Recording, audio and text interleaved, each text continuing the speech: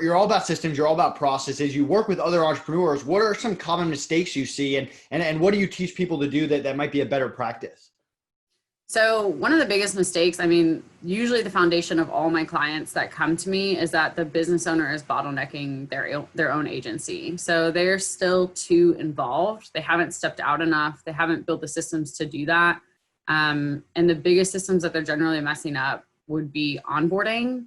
A lot of time the onboarding process is kind of like interesting. Maybe they're not asking all the right questions. Maybe they're not training their clients correctly. So they're not giving their clients good boundaries of like, how to contact us, like what channels can you contact us by, like if there's a problem, what do you do, who do you talk to, and even in agencies, there's like this thing where it's like you bring them all these leads and then the client is like, all these leads are crappy and nothing's happening, and you're like, I just brought you over 100 leads every month and you're telling me all of them are bad. Like, I know that that's not true, because I know that if I called them, I'm going to turn something up. So there's this disconnect happening. And I'm like, well, that's because first of all, you're not training your client how to convert the leads. And second of all, like, you're not training your staff to go the extra mile to help your team or to help your client convert those leads. So there's still some weird areas in your system that like you need to address that, because that's going to kill your retention rate. That's going to, like, your churn rate's going to be very high, and it's going to cost you a lot of money to keep pulling on new clients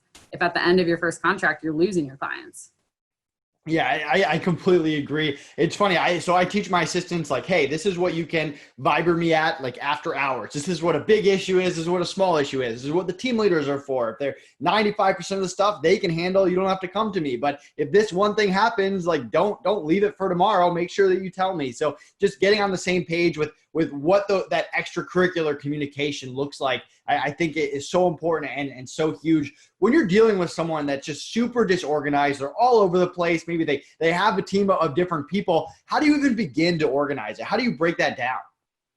So the first thing that I generally do with everyone that I work with, because for me, it's not just about the business, it's really about the business owner. Like, I have a really personal connection with the people that I coach. Like, I meet with them every week when they're in my programs. Like, it's really about them and their ideal life. So every person's going to be different. Every business is going to be different, but the fundamentals are pretty much the same. But that person, the business owner themselves, they have to go through like a time audit, which means like they have to understand what they're actually doing throughout pretty much every hour of every day. And that's usually where I start people, because if they're just all over the place, they don't know really like what's broken, what's working, what am I doing? I'm working 60 to 80 hours a week, but I don't really see where all those hours are going or like how this is working. So a time audit would be like, generally there's two different ways. I have a task filter that I use in my program that's pretty much like, hey, every hour set a timer on your phone and then go into your task filter and write down every task that you did. Another great way that you can do this is using Toggle. It's a time tracking app that's, it's a lot of the time for staffing so that staff can track their hours and what they're working on, and freelancers can use it as well, but you can use it for time tracking. So if you stop and you eat for 30 minutes, you can go in Toggle and just press start.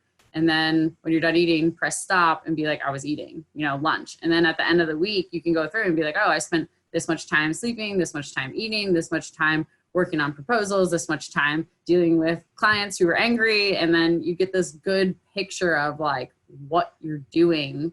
And when we start there, then we can be like, okay, cool. What can we delete? What can we automate? What can we delegate? And start actually building out those systems for the business owner.